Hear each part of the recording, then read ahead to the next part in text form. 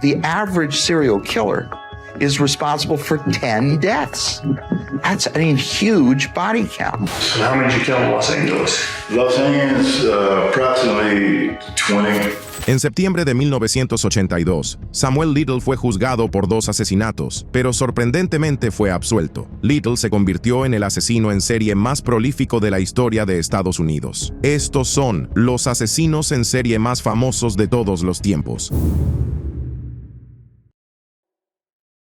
A judge in Miami today followed the jury's recommendation and sentenced Theodore Bundy to die in the electric chair for the murder of 2 co-eds. En enero de 1974, Ted Bundy agredió brutalmente a Karen Sparks, lo que marcó el inicio de su espiral descendente hacia una vida de asesinatos en serie. Nacido el 24 de noviembre de 1946 en Burlington, Vermont, Theodore Robert Bundy, uno de los asesinos en serie más infames de la historia de Estados Unidos, fue criado por sus abuelos maternos. Al crecer, creía que su madre, Louise Cowell, era su hermana. En 1951, Louise se trasladó a Tacoma, Washington, se casó con Johnny Bundy y Ted adoptó el apellido de su padrastro. Se dice que Bundy era inteligente y encantador, pero luchaba contra sentimientos de aislamiento y mostraba comportamientos problemáticos, aunque nada que indicara inmediatamente la horrible violencia que cometería más tarde. Bundy asistió a la Universidad de Puget Sound antes de trasladarse a la Universidad de Washington, donde estudió psicología. Gracias a su encanto,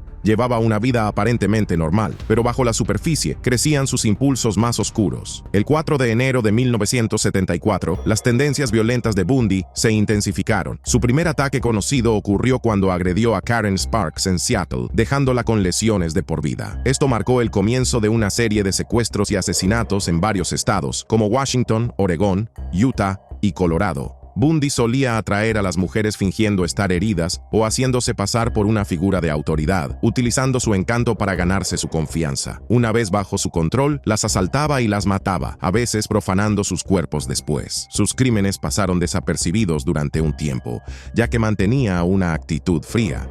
En agosto de 1975, Bundy fue detenido en Utah por no detenerse ante un agente de policía. En su coche, la policía encontró esposas, una palanca y otras herramientas incriminatorias, lo que marcó el comienzo de su caída. A pesar de estar detenido, Bundy consiguió escapar 2 veces. La segunda fuga, el 30 de diciembre de 1977, le permitió huir a Florida, donde cometió sus últimos asesinatos. El 15 de enero de 1978, Bundy irrumpió en la casa de la hermandad Chi Omega de la Universidad Estatal de Florida, atacó brutalmente a 4 mujeres y mató a 2. Aproximadamente a las 2:45 de la madrugada, Ted Bundy entró en la casa por una puerta trasera con un mecanismo de cierre defectuoso. Su primer objetivo fue Margaret Elizabeth Bowman, a la que apaleó con un trozo de leña de roble mientras dormía, y luego la estranguló con una media de nylon. Bundy pasó entonces a la habitación contigua, donde golpeó brutalmente a Lisa Janet Levy, dejándola inconsciente. El asalto continuó con estrangulamiento, mutilación y asalto sexual con una botella de vaporizador para el cabello. En una habitación contigua, otras 2 víctimas, Kathy Kleiner y Karen Chandler, fueron agredidas. Kleiner sufrió fractura de mandíbula y laceraciones profundas, mientras que Chandler sufrió conmoción cerebral, fractura de mandíbula, pérdida de dientes y aplastamiento de un dedo. Chandler y Kleiner sobrevivieron milagrosamente a la terrible experiencia y atribuyen su supervivencia a la oportuna iluminación de los faros de un automóvil que ahuyentó al atacante. Pocas semanas después, secuestró y asesinó a Kimberly Leach, pero las ruedas de la justicia ya estaban girando y no pasó mucho tiempo después de estos asesinatos antes de que Bundy fuera capturado. El 15 de febrero de 1978, Ted Bundy fue arrestado por última vez en Pensacola, Florida,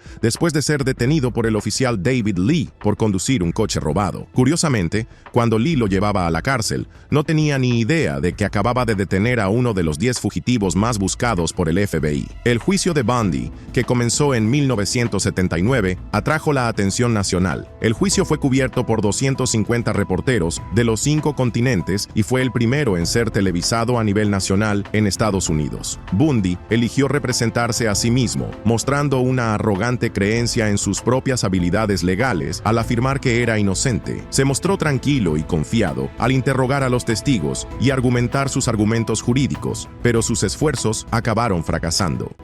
I'm not asking for mercy, for I find it somewhat absurd to ask for mercy for something I did not do.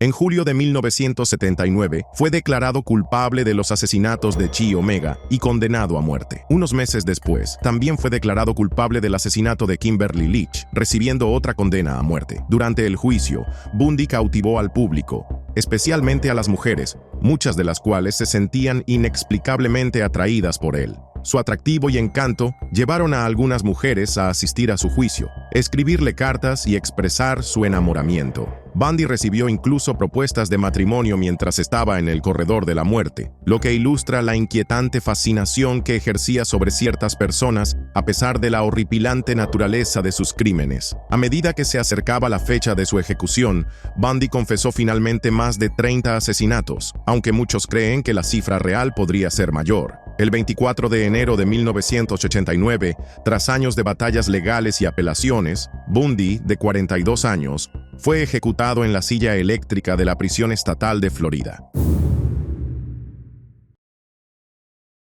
I didn't ever want freedom. Frankly, I wanted death for myself. El 27 de mayo de 1991, Jeffrey Dahmer drogó y agredió a Conerak Sintasomphone con la intención de matarlo, pero Sintasomphone escapó. Sin embargo, lo que ocurrió después es tan chocante como increíble. Y Jeffrey Dahmer, uno de los asesinos en serie más conocidos de Estados Unidos, nació el 21 de mayo de 1960 en Milwaukee, Wisconsin. Desde muy pequeño, Dahmer mostraba signos inquietantes, como su fascinación por los animales muertos, que diseccionaba y conservaba. Esta extraña afición marcó el inicio de un retorcido estilo de vida que le llevaría a ser conocido como el caníbal de Milwaukee y el monstruo de Milwaukee. A pesar de estas primeras señales de alarma, su infancia parecía relativamente normal para los extraños. Sus padres, Lionel y Joyce Dahmer, tenían un matrimonio tenso y acabaron divorciándose cuando Dahmer tenía 18 años. La inestabilidad de su vida familiar, unida a un creciente sentimiento de alienación, contribuyó a su comportamiento cada vez más perturbador. En 1978, Dahmer se graduó de la secundaria y el 18 de junio de ese mismo año cometió su primer asesinato a la edad de 18 años. Dahmer recogió a un mochilero llamado Stephen Hicks y lo atrajo hasta la casa de su familia en Ohio. Tras beber juntos, Dahmer apaleó a Hicks con una mancuerna y lo estranguló. Esto marcó el comienzo de la serie de asesinatos de Dahmer. Después de matar a Hicks, Dahmer desmembró su cuerpo, disolvió partes en ácido y se deshizo de los restos. Durante casi una década no volvió a matar, pero la compulsión nunca le abandonó. En los años siguientes a su primer asesinato, Dahmer luchó por mantener una vida normal. Asistió brevemente a la Universidad Estatal de Ohio, pero la abandonó debido a su bajo rendimiento. En 1979 se alistó en el ejército de Estados Unidos, pero su alcoholismo hizo que lo licenciaran 2 años después. En 1981, Dahmer vivía con su abuela en West Allis, Wisconsin, donde su comportamiento se volvió más errático. Fue arrestado por exhibicionismo en 1982 y de nuevo en 1986 por comportamiento lascivo y obsceno, incidentes ambos que presagiaban sus crímenes posteriores. En noviembre de 1987, Dahmer cometió su segundo asesinato. Conoció a Stephen Tuomi, de 25 años, en un bar y lo atrajo a una habitación de hotel, donde Dahmer afirmó no recordar el asesinato y al despertarse, encontró a Tuomi muerto. Desmembró el cadáver y se deshizo de los restos de forma similar a la de su primera víctima. Esto marcó el inicio de la escalada de Dahmer, cuyos asesinatos se hicieron más frecuentes y brutales. Entre 1987 y 1991, Dahmer asesinó a 15 jóvenes más, atrayéndolos a su apartamento con promesas de dinero o alcohol. Su método consistía en drogar a sus víctimas, estrangularlas y luego practicar la necrofilia. Dahmer también empezó a experimentar con el canibalismo, consumiendo partes de sus víctimas para sentirse más cerca de ellas. Su deseo de control y posesión se extendió a sus intentos de crear zombies vivientes, taladrando el cráneo de sus víctimas e inyectándoles ácido en un intento de someterlas sin matarlas del todo. El 27 de mayo de 1991, Dahmer estuvo a punto de ser capturado cuando una de sus víctimas, Conerak Sintasomphone, consiguió escapar. Dahmer había drogado y herido al chico, pero este huyó del apartamento, donde 2 mujeres lo encontraron y llamaron a la policía. Cuando llegó la policía, Dahmer les convenció de que Cynthia Phone era su amante adulto que simplemente había bebido demasiado. Los agentes, sin percatarse de la gravedad de las heridas del chico, se lo devolvieron a Dahmer, que más tarde lo mató. Este incidente es uno de los fallos más criticados de las fuerzas del orden en el caso de Dahmer, ya que podría haber evitado más asesinatos. El 22 de julio de 1991, la última víctima de Dahmer fue Tracy Edwards, de 25 años, a quien atrajo a su apartamento. A diferencia de las víctimas anteriores, Edwards consiguió escapar y llamó a 2 agentes de policía. Los condujo al apartamento de Dahmer, donde descubrieron fotografías de cuerpos desmembrados y otras pruebas de los horribles crímenes de Dahmer. Dahmer fue detenido en el acto, y en los registros posteriores de su apartamento se encontraron restos humanos, como cráneos, huesos y partes del cuerpo conservadas. El horror de lo encontrado conmocionó al mundo. Dahmer confesó 17 asesinatos y describió sus métodos con un detalle escalofriante. That I did what I did not for reasons of hate. I hated no one. I knew I was sick or evil or both. Now I believe I was sick. Aunque su equipo de defensa intentó demostrar su inocencia alegando demencia, Dahmer fue declarado legalmente cuerdo y culpable de todos los cargos. El 17 de febrero de 1992 fue condenado a 16 cadenas perpetuas consecutivas, lo que supone 94 años de prisión. Dahmer no fue condenado a muerte, porque Wisconsin había abolido la pena capital en 1853. Sin embargo, solo 2 años después, Dahmer fue asesinado por su compañero Christopher Scarver, mientras cumplía condena en la Columbia Correctional Institution de Portage, Wisconsin. Scarver, que también cumplía cadena perpetua, atacó a Dahmer y a otro recluso con una barra de metal mientras limpiaban un cuarto de baño. Su muerte se produjo después de que sobreviviera a un ataque anterior, cuando otro recluso intentó degollar a Dahmer con una navaja incrustada en un cepillo de dientes mientras estaba sentado en la capilla de la prisión. La muerte de Dahmer fue recibida con una mezcla de alivio y frustración, ya que muchos creían que había escapado a la verdadera justicia al no cumplir toda su condena.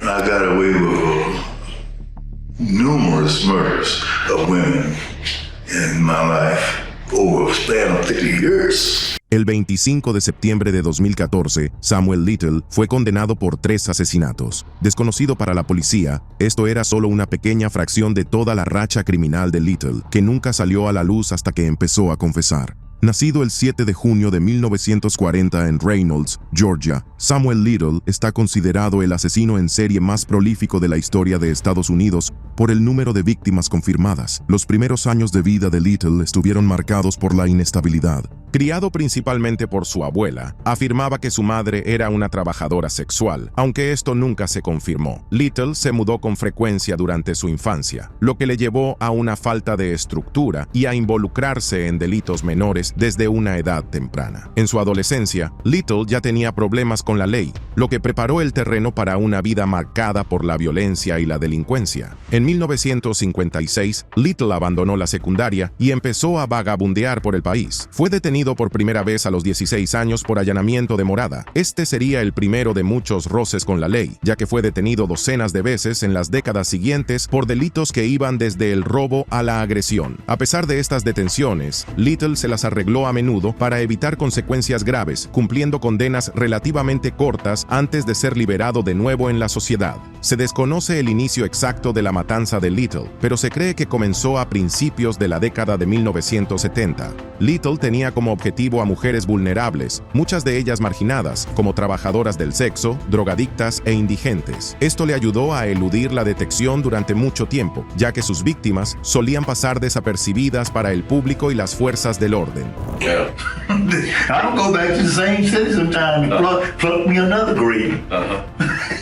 How many grapes y'all got on to find him? Sure. That one, I know. There's a good one. Yeah, Yeah, the good one. Little solía atraer a las mujeres a su coche, las llevaba a zonas remotas y luego las estrangulaba. A diferencia de muchos asesinos en serie, no utilizaba armas, sino las manos, lo que dejaba pocas pruebas forenses. En septiembre de 1982, Little fue detenido en Pascagoula, Mississippi, por el asesinato de Melinda Rose Laprie, una mujer de 22 años que había desaparecido ese mismo mismo año. Curiosamente, mientras se le investigaba por el asesinato de Labrie, Little fue extraditado a Florida y juzgado por el asesinato de Patricia Ann Mount, de 26 años, cuyo cadáver fue encontrado por las mismas fechas. Sin embargo, a pesar de los múltiples testigos y pruebas físicas que lo vinculaban a los crímenes, Little no fue condenado. Los casos se archivaron, lo que le permitió continuar con su matanza. Este fallo fue un descuido devastador, ya que Little seguiría matando a muchas más mujeres por todo el país. Durante las décadas siguientes, Little vagó por Estados Unidos, cometiendo asesinatos en varios estados, como Florida, California, Luisiana, Texas y Ohio. A pesar de ser detenido por varios delitos, entre ellos secuestro y agresión sexual, siguió eludiendo penas de prisión importantes. Su estilo de vida tranquilo y la naturaleza de sus víctimas dificultaron que las autoridades relacionaran los asesinatos o incluso reconocieran que eran obra de un único asesino. El modus operandi de Little, que consistía en estrangular a sus víctimas y dejar pocas señales de lucha, llevó a menudo a los forenses a clasificar erróneamente la causa de la muerte como sobredosis de drogas o causas naturales. El 5 de septiembre de 2012, Little fue finalmente detenido en Kentucky por un delito de narcóticos. Fue esta detención la que, en última instancia, provocaría su caída. Mientras estaba bajo custodia, Little fue vinculado a 3 asesinatos sin resolver en Los Ángeles de la década de 1980 a través de pruebas de ADN. Las víctimas, Carol Alford, Audrey Nelson y Guadalupe Apodaca, habían sido estranguladas de forma coherente con los métodos de Little. El 7 de enero de 2013, Little fue extraditado a California para ser juzgado por estos asesinatos. Durante el juicio, Little siguió negando cualquier implicación, pero las pruebas eran abrumadoras. El 25 de septiembre de 2014 fue declarado culpable de 3 asesinatos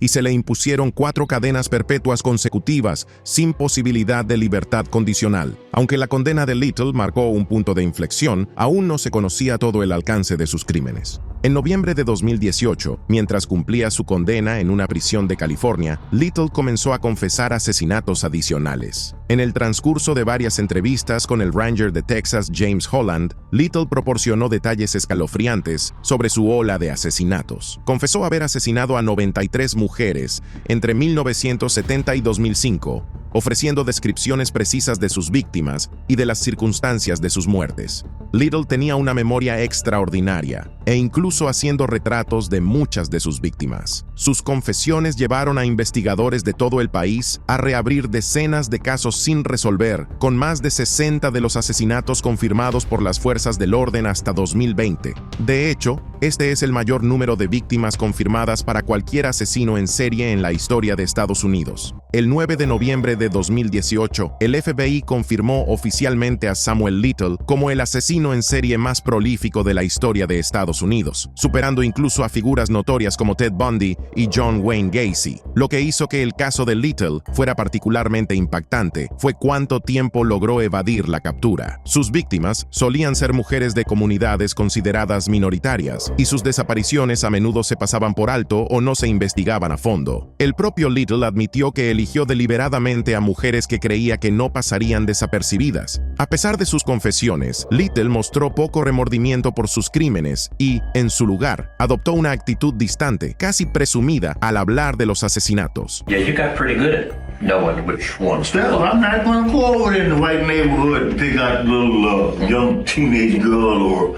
like the do. Su escalofriante falta de empatía y el gran número de sus víctimas lo convierten en uno de los asesinos más aterradores de la historia moderna. El 30 de diciembre de 2020, Samuel Little murió en una prisión de California a la edad de 80 años. Aunque fuentes del Departamento de Correccionales y Rehabilitación de California no indican la causa de la muerte, Little padecía diabetes, problemas cardíacos y otros problemas de salud. Aunque su muerte puso fin a su reinado de terror, muchas de sus víctimas nunca han sido identificadas formalmente y algunos casos siguen sin resolverse. La capacidad de Little para eludir la justicia durante tanto tiempo planteó serios interrogantes sobre los fallos de las fuerzas del orden y el trato que reciben las comunidades marginadas.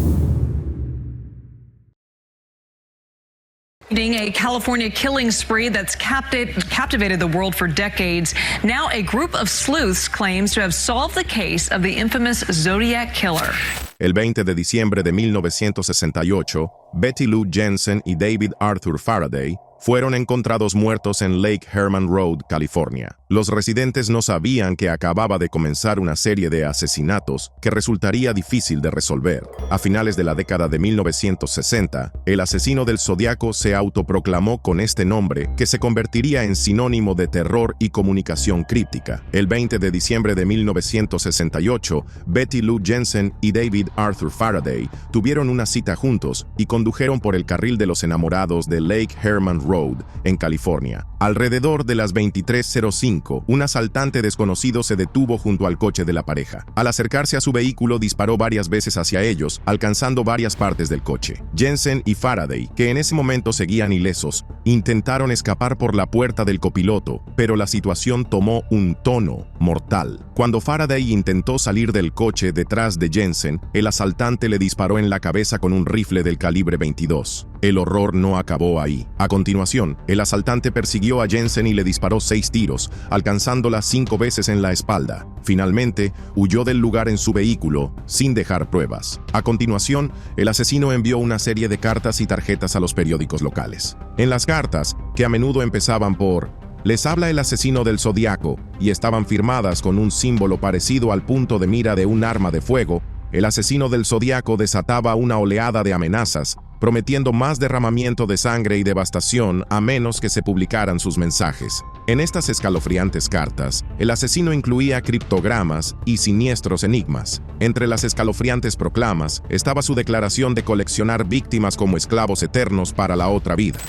A 50-year-old mystery was recently solved when a group of intellectuals decoded a message from the Zodiac Killer. El 5 de diciembre de 2020, se hizo un gran avance en el descifrado de uno de los 4 misteriosos códigos creados por el asesino del Zodíaco, apodado C340. En el mensaje descifrado, el asesino del Zodíaco explicaba que no tenía miedo a la cámara de gas, ya que creía que solo le enviaría antes al paraíso. Después de que el equipo presentara sus hallazgos al FBI, el mensaje descifrado, por desgracia, no dio más pistas sobre la identidad del Zodíaco. Mientras que 2 de las 4 claves siguen sin resolverse a día de hoy, la clave que ha confundido a los investigadores hasta hoy es la que envió con un mensaje audaz: "Les habla el Zodíaco". Por cierto, ¿has descifrado la última cifra que te envié? Mi nombre es, y a continuación, había una secuencia de 13 símbolos, meticulosamente codificados y que se cree que representan su esquiva identidad. El 29 de enero de 1974, el asesino del Zodíaco envió su última carta tras permanecer en silencio durante casi 3 años y reivindicó la autoría de 37 asesinatos. Aunque hay especulaciones que sugieren un mayor alcance de sus operaciones, el asesino del Zodíaco solo es oficialmente responsable de 5 asesinatos en el área de la bahía, junto con 2 intentos de asesinato.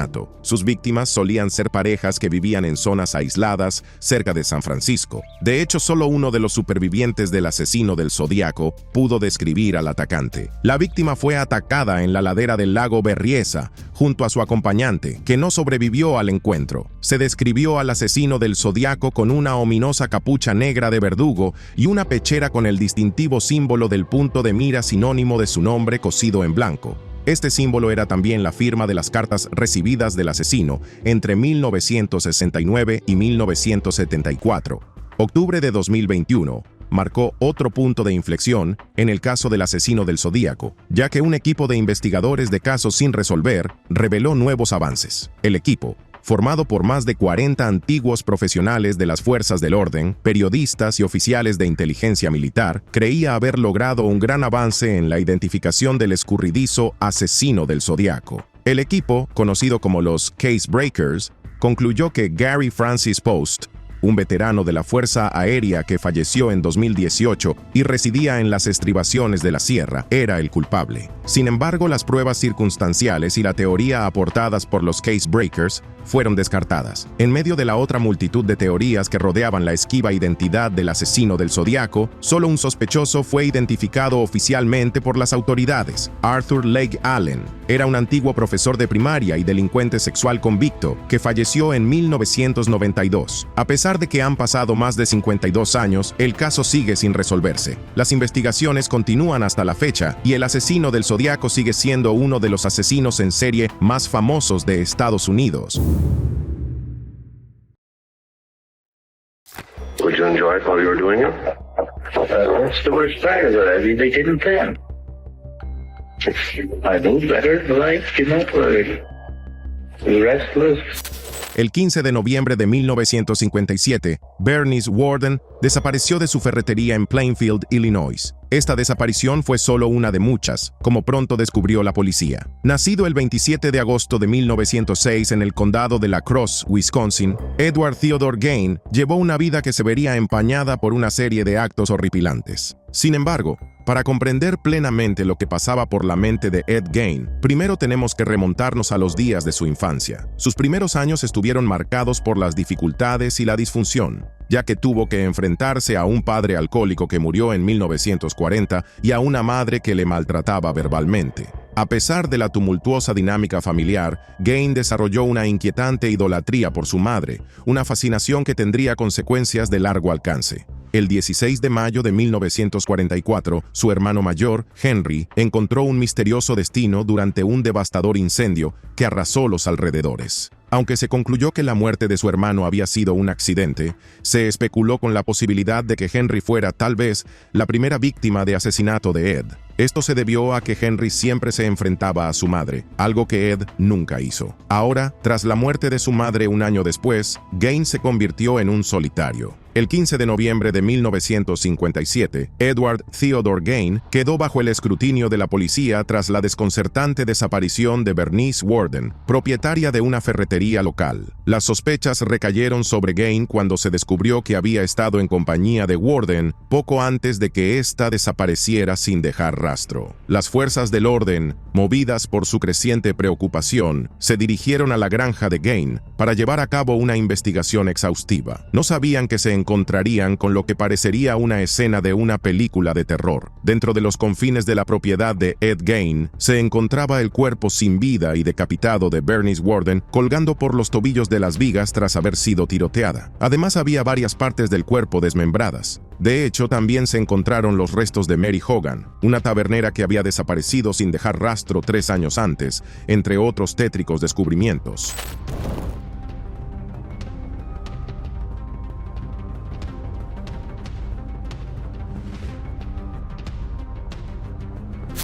El 16 de noviembre de 1957, Ed Gain fue arrestado y, poco después, confesó abiertamente a las autoridades que había obtenido la mayoría de los restos mortales y su parafernalia cutánea de 3 cementerios cercanos, y que solo había exhumado los cadáveres que tenían algún parecido con su querida madre. Gain también admitió los horripilantes asesinatos de las 2 mujeres encontradas en su casa, las cuales, según él, tenían un asombroso parecido con su madre. Sin embargo, cuando se enfrentó a los cargos, se declaró inocente por demencia. Pocos días después de su detención, una exhaustiva evaluación psicológica volvió a considerar a Ed Gain mentalmente incapacitado para ser juzgado tras diagnosticársele esquizofrenia. El 7 de noviembre de 1968 comenzó el juicio de Ed Gain, tras ser declarado apto para ser juzgado. Finalmente, Gain fue declarado culpable solo por el asesinato de Bernice Worden en medio de una serie de presuntos crímenes. El veredicto del tribunal también se vio ensombrecido por la revelación de su perturbado estado mental en el momento del delito y nunca fue condenado por el asesinato de Mary Hogan. En consecuencia, volvió a ingresar en un hospital psiquiátrico, lugar que se convertiría en su último hogar hasta su fallecimiento el 26 de julio de 1984 a los 77 años. Se descubrieron hasta 40 cadáveres en su casa antes de que ardiera hasta los cimientos en 1958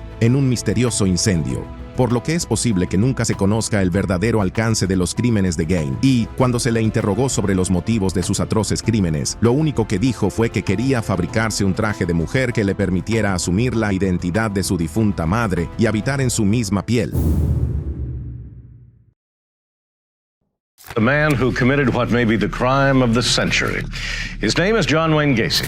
El 10 de mayo de 1968, John Gacy fue condenado a 10 años de prisión por relaciones sexuales ilícitas, pero fue puesto en libertad solo 18 meses después. Sin que las autoridades lo supieran, acababan de poner en libertad a un famoso asesino en serie, allanando el camino para los futuros crímenes de Gacy. En 1972, se desarrolló el reino del terror de John Wayne Gacy, marcado por la brutal tortura, violación y asesinato de 33 jóvenes y niños.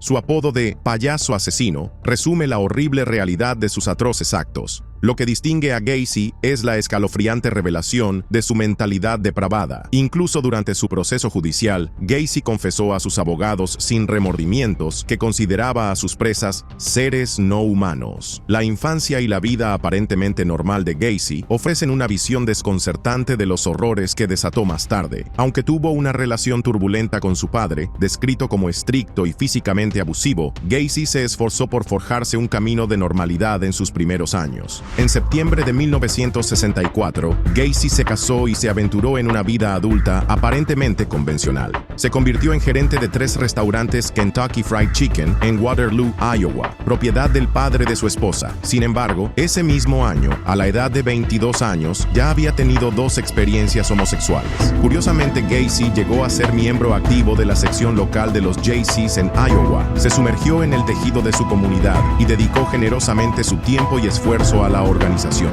El 10 de mayo de 1968, las pretensiones de la vida normal de Gacy se hicieron añicos cuando se enfrentó a su primera detención y fue acusado de un delito de sodomía. Fue acusado de agredir sexualmente al hijo de un político local y compañero de Gacy. La revelación conmocionó a todos los que le conocían, especialmente a su esposa. Tras la condena de 10 años, Gacy solicitó inmediatamente el divorcio y se quedó con la custodia exclusiva de sus 2 hijos. En 1970, tras 18 meses de prisión, Gacy obtuvo la libertad condicional y regresó a Chicago para vivir con su madre. Allí trabajó en el sector de la construcción y se volvió a casar. Fue en esta época cuando Gacy empezó a utilizar su famoso apodo, el payaso asesino. El apodo se debía a su inquietante personalidad dentro de la comunidad. Adoptando los seudónimos de Pogo el payaso o Patches el payaso, Gacy solía disfrazarse de payaso para fiestas infantiles, desdibujando la línea entre el entretenimiento jovial y la oscuridad que se ocultaba tras él.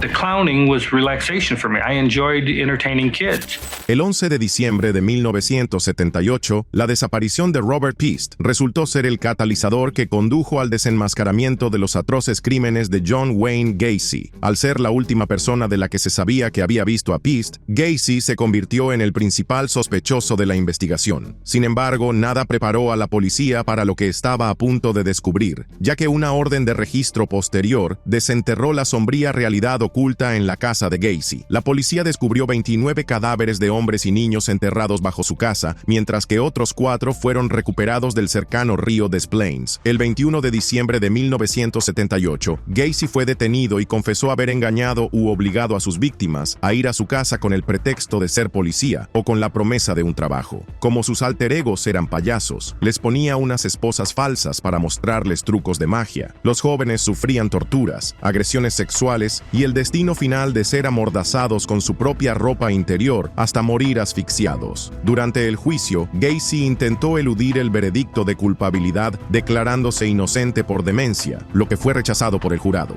People don't want to know the truth and the honesty of it. Fine, then go ahead and kill me. But vengeance is mine, saith the Lord, because you will have executed somebody that didn't commit the crime. Y aunque afirmó haber perdido la cuenta del total de sus víctimas, fue declarado culpable de 33 asesinatos que cometió entre 1972 y 1978 y condenado a muerte. El 10 de mayo de 1994, John Wayne Gacy fue ejecutado mediante inyección letal en el centro correccional de Stateville. Serial killer stalking young couples on Lover's Lane, but it isn't fiction, it's the real deal, a legendary predator that people in Texarkana have always known as the Phantom Killer.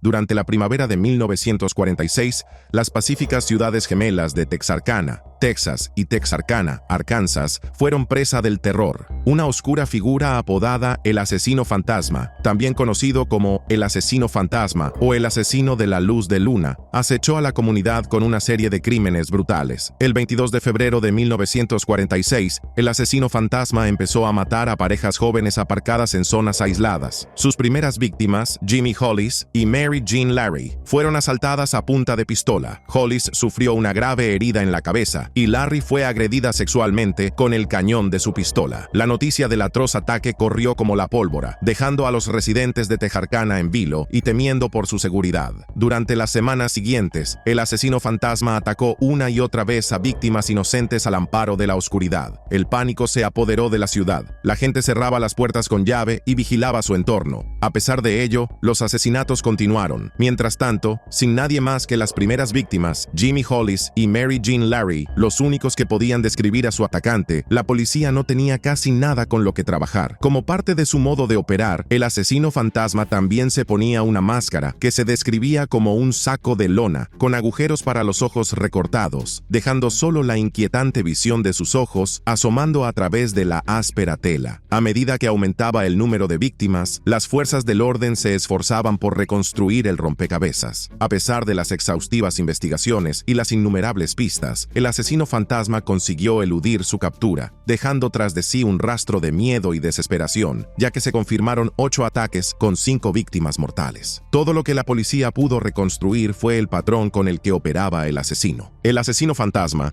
daba intervalos calculados de aproximadamente 3 semanas entre cada escalofriante ataque. El arma utilizada era una pistola del calibre 32, y en un caso se utilizó una pistola del calibre 22. El asesino también solía atacar a parejas jóvenes en zonas aisladas de las afueras de la ciudad. Para protegerse, los ciudadanos de Texarkana extremaron las precauciones. Se impusieron toques de queda y los residentes se armaron con la esperanza de ahuyentar a la escurridiza y amenazadora figura que rondaba su ciudad.